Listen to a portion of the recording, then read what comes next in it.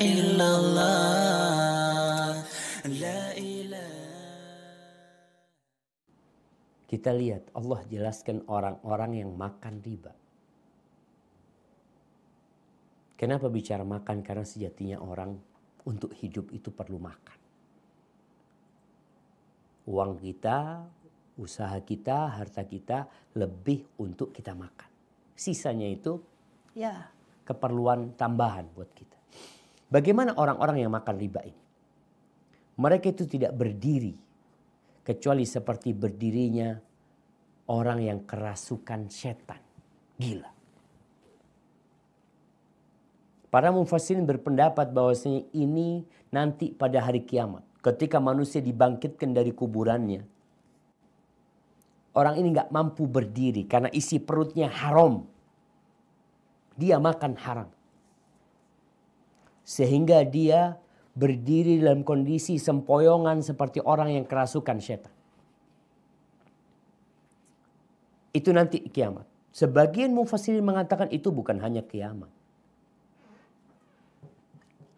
Orang yang makan riba di dunia dikatakan yuslabu akluhu.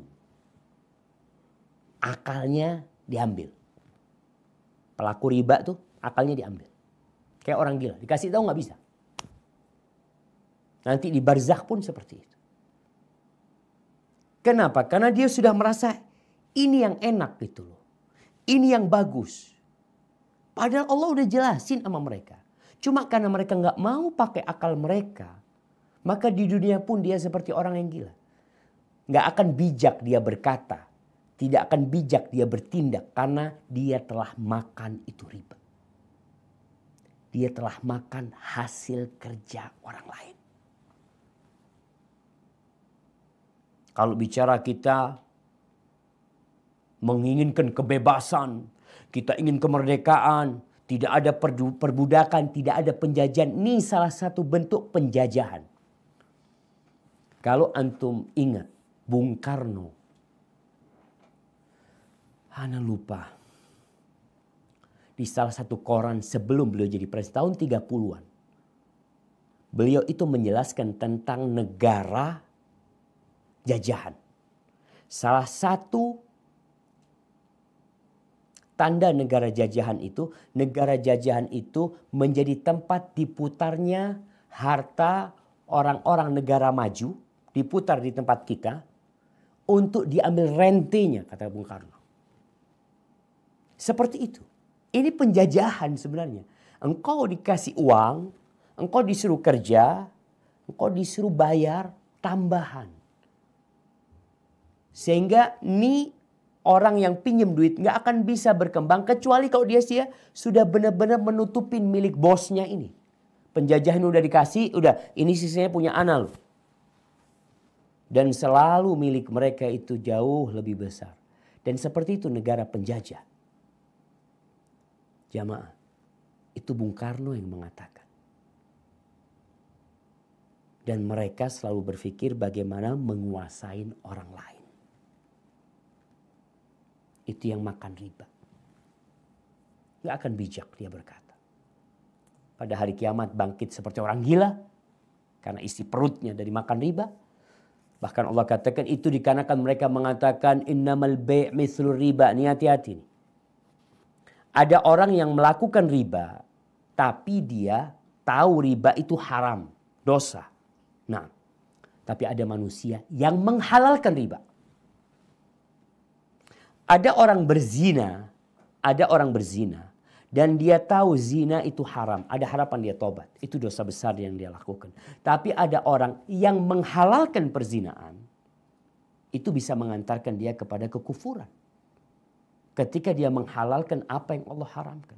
Ini orang-orang dikasih tahu riba itu haram. Apa kata mereka? Innamal bai'u mithlur riba. Sesungguhnya jual beli itu seperti riba. Itu kata mereka. Kenapa sih kok diharamkan? Nggak bisa kita hidup tanpa riba. Allah katakan wa ahallallahu al-bai'a wa harrama riba. Apakah engkau mau mengatakan ada yang salah sama Allah Subhanahu wa taala? Kok bisa diharamkan padahal ini kebutuhan? Ekonomi nggak akan berkembang kecuali dengan riba. Jangan sampai kita suudzon sama Allah. Beranggapan bahwasanya otak kita, pikiran kita, usaha kita, musyawarah kita itu lebih utama. Maka Allah katakan, wa ahallallahu al-bai'a wa harrama riba. Allah menghalalkan jual beli dan mengharamkan riba. Faman ja'ahu mau'izatun min rabbih, barang siapa yang datang kepadanya peringatan dari Allah, nasihat dari Allah, ini nggak boleh. Mungkin engkau sebelumnya nggak tahu. Banyak di antara kita yang Islamnya keturunan yang nggak pernah belajar Islam. Belajar ekonomi pun tidak pernah belajar ekonomi Al-Quranul Karim. Kita belajar ekonomi orang-orang yang tidak beriman. Lalu kita mengaku beriman. Iya, karena memang kita alhamdulillah lahir dalam kondisi Islam. Tapi hendaklah belajar. Nih sekarang kalau datang kepadamu mau'izatun min rabbi. Yang Anda bacakan bukan hadis jemaah. Anda ingin menekankan bahwa riba diharamkan dalam Al-Quranul Karim dan dalam sunnah Nabi SAW. Dan dua-duanya ini sumber hukum Islam. Barang siapa yang datang kepadanya peringatan, nasihat, mau'izah dari Robnya, dari yang menciptakan kita, dari yang memberikan jari-jari kepada kita, yang membuat kita bisa memandang, yang membuat anak bisa berbicara. Fantaha, lalu dia tobat, udah selesai kalau gitu, anak salah ya, anak mau berhenti. Falahu masalah, maka bagi dia yang sudah dia miliki selama ini udah. Wa amruhu ilallah, urusan dia kepada Allah SWT. Hendaklah dia bertobat, mohon ampun sama Allah SWT. Wa man ad, barang siapa yang kembali tetap melakukan riba, tetap kerja di tempat riba, faulaika ashabun nar hum fiha khalidun. Kalau engkau tetap kembali diancam sama Allah, mereka adalah penghuni neraka. Hum fiha khalidun, mereka kekal di dalamnya selama-lamanya.